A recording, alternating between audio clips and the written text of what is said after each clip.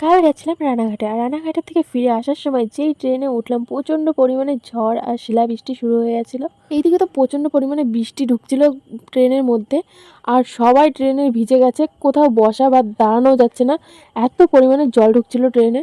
আর তার সঙ্গে ঝড়, এদিকে দুপ তাপ করে আওয়াজ হচ্ছে, আর এদিকে ভাঙা চোরার আওয়াজ প্রচণ্ড পরিমাণে আসছে, আর প্রচণ্ড হাওয়া হচ্ছিল, আর সবাই তো ভয়তে একদম একাকার।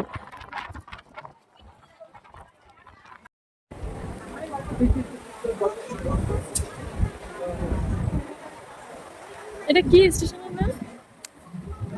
রাইস।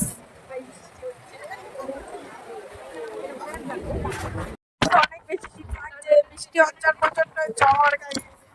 আর এখানে আমরা ট্রেনের মধ্যে আছি।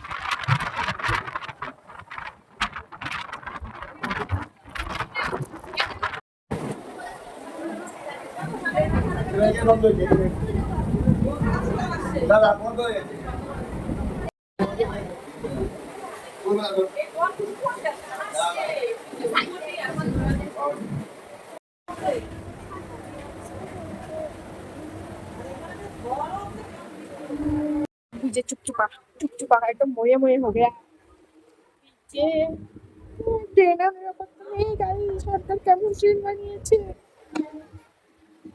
আওয়াজটা শোনো, মাঝে মধ্যে যে আওয়াজ দিচ্ছে না,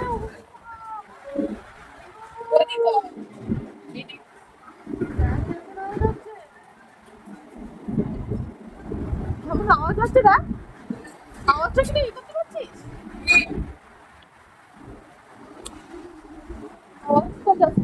আর ওইদিকে দেখো ওই বউটার স্বামীকে জড়িয়ে ধরেছে ঝড়ের ভয়তে।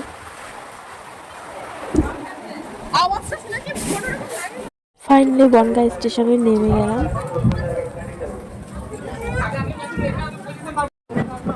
বনগাঁতে এসে দেখি রানাঘাটের তুলনায় অনেকটাই ঝড় বৃষ্টি কম হয়েছে, এখানেও হয়েছে কিন্তু অনেকটাই কম রানাঘাটের ওইদিকে তুলনায়।